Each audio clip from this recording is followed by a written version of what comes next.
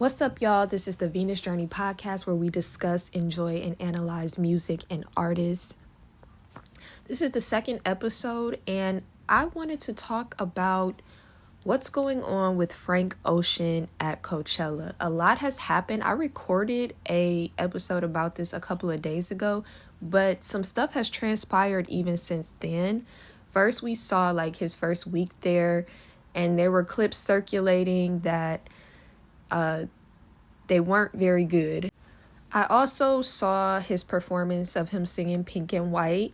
That one didn't do as many rounds because, it wasn't as controversial, but he sounded nice. However, the initial clips and the conversation that was happening around what was going on with his performance, the fact that he was wearing house shoes, the fact that his stage setup was, convoluted. It was hard for people to see him. A lot of people, or I saw some people went and they had a lot of things to say about the fact that he only performed 6 songs in total and the rest he just kind of was up there vibing. I saw people bringing up the fact that he's still grieving his brother, which he definitely has my condolences about that. I don't know when that happened. When I first saw people talking about it, I assumed that his brother died recently, maybe this year. I saw someone else say that his brother died a couple of years ago.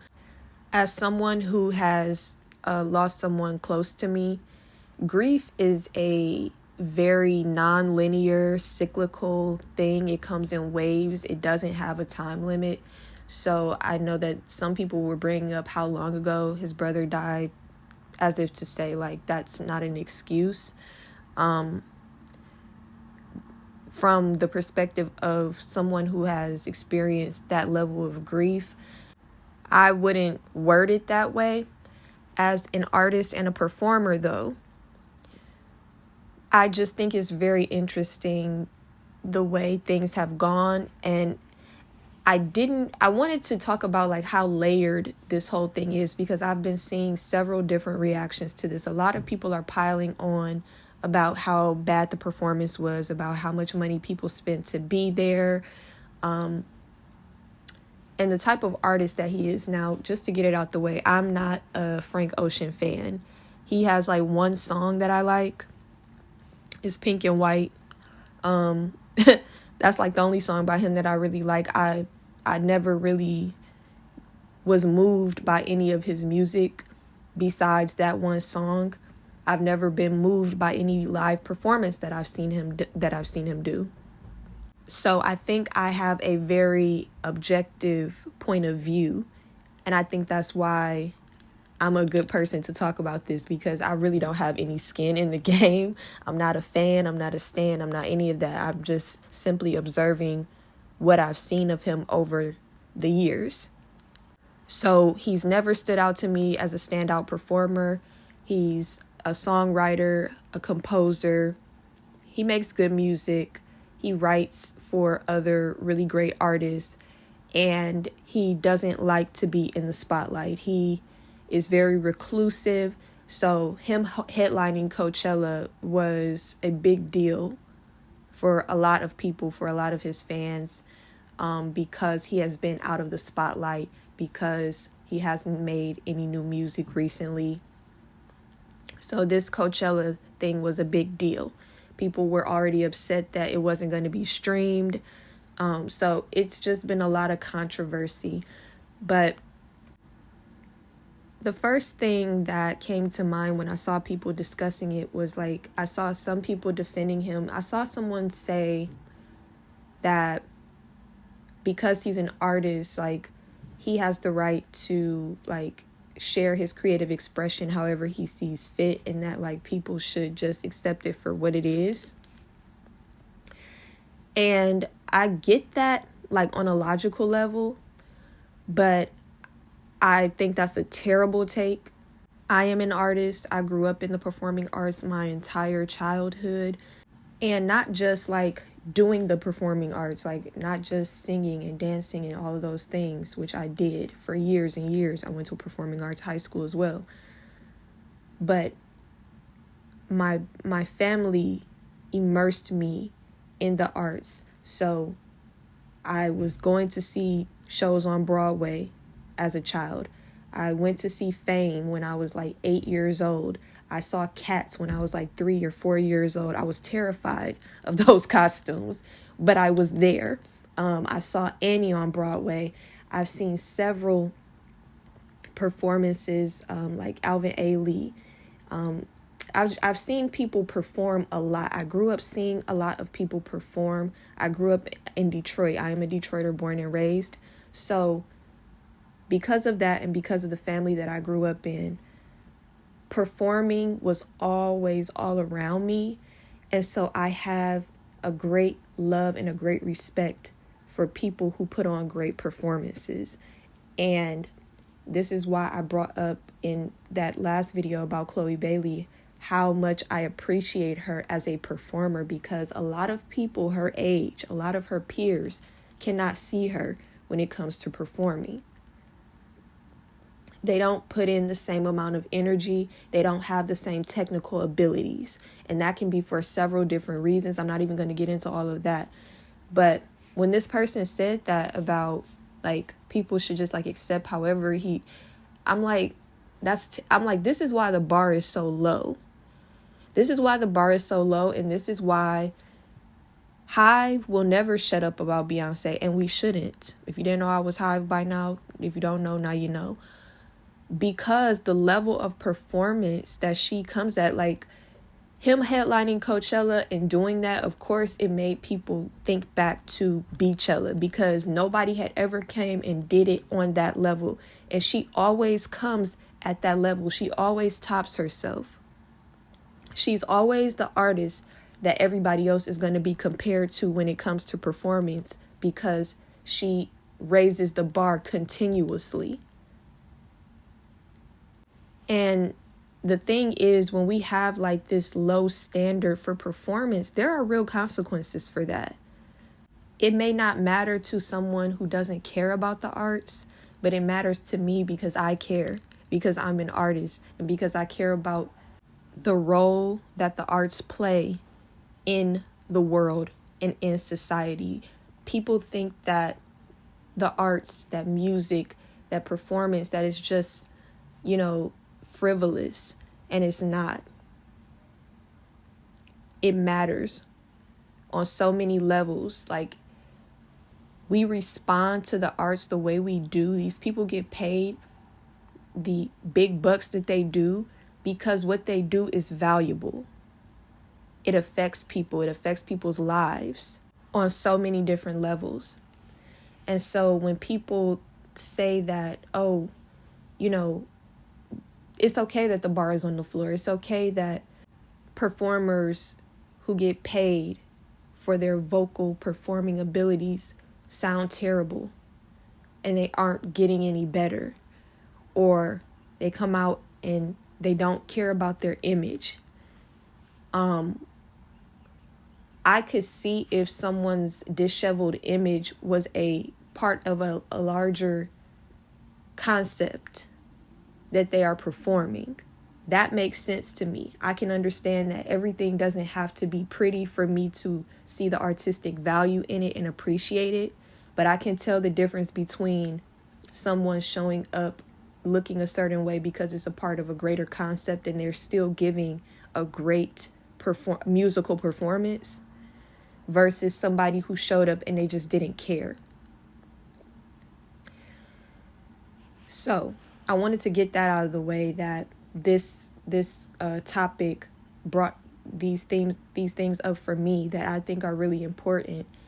And I'm sorry, like I don't want my kids and my grandkids growing up in a world where art and beauty has no standards. So that's the first thing. Secondly, I want to talk about the points that were brought up about like people not really caring that he gave a lackluster performance because of the people who paid to see him. Like, I saw people saying like, it's okay that he disappointed like these rich white kids. You know what I'm saying? It's okay that he did not, give his best to them. And on a certain level, I do understand that. Like, I get that. Because another thing that person who said that brought up was about, like, the role that capitalism plays in, like, how performers have to navigate the industry and how that affects their creative abilities, how it affects their mental health and their overall well-being. Great points that can't be negated. And they all do play a role in this. When I think about Beyonce and Beychella, I don't know the demographics of who was there. I know that I saw Black people there. I know that I saw Black people enjoying the hell out of themselves. I know that there were also people of different races, because people of all races and ethnicities love Beyonce, right? But when she came with the intention of putting on that performance as Blackly as possible. And it didn't matter whether she was giving the performance for the rich white people or the Black people, because the performance was about honoring historically Black universities and Black culture. And she knew that it was about more than just the people who were at that particular event, which is why she had it filmed, which is why it was streamed, because she knew it was going to touch people, and she made it for, first and foremost, for Black people, for her core audience, for the people that she wanted to enjoy it. The fact that her other fans enjoyed it, bonus. But the intention that went into Beychella was about her core audience. Frank, that there was no intention for his core audience. So when people make that distinction about, like, it doesn't matter that he didn't put any effort in for those people, you know, like I said, I get it, but it just also makes me think, like, okay, but what about the people that really actually love him and care about him? Why is it that the people who support he needs in order to be sought after as an artist, he doesn't care about giving them a good performance? If it's a matter of grief, if it's a matter of, you know, him being unwell, because, like, after I saw that he dropped out of the second weekend of Coachella, I was like, you know, I hope he's okay. Like, he showed up on stage with slippers and then he dropped out. Like, I hope he's okay. I also don't feel bad for the people who saw those clips of the first weekend circulating and decided, I'm going to buy a ticket to see him. I'm sorry, I don't feel bad for you, because even if he had stayed in the lineup, what did you think you were going to get, love? What did you think was going to happen? But I digress. Everybody is not going to be Beyonce, and I don't expect that. But I do think that every performer should be modeling themselves after her level of intricacy on some level, even if they're not trying to be a huge worldwide superstar. You can do it in your own way. You can still be inspired by what she's done and how she shows up, and do it in your own way. And I think that's what I was kind of confused about, was like, okay, I understand him being who he is and operating a certain way, but, like, why don't you just do it in the way that's comfortable for you? I saw some people bringing up the fact that there were contracts in place. Maybe he couldn't pull out or something like that. But obviously he did for the second weekend. I don't know what what actually happened, if he dropped out or if they were like, we're letting you out of this contract because of this. I don't know what happened. I'm not there behind the scenes, but all of that could have definitely played a role. I just feel as though if there was preparation for this thing that you agreed to do months ahead, you know, there was all this preparation for this ice rink and things like that. So I feel like maybe he thought he would have the capacity to do something that when the time came, he did not have the capacity to do it. And that's understandable. But I think people also don't have too much empathy. Some people don't have too much empathy just based on the type of person that he is and the fact that he hasn't really ever put on that great of a show to begin with. So there are a lot of things at play here. In conclusion, it's a mess, and I can relate to being an artist who, doesn't really like to be seen or put myself out there and things like that. It's something that I'm only recently coming out of right now. So I'm not here to judge that part of him. I empathize with that part of him. I empathize with the part of him that may still be grieving. I'm fully aware that the entertainment industry is toxic and it is so exploitative of artists. All of these things matter when we're talking about this situation. So first and foremost, I hope that Frank is doing well mentally, emotionally, and spiritually. And if he's not, I hope that he has the support that he needs to continue healing and getting to a good place within himself, being at peace.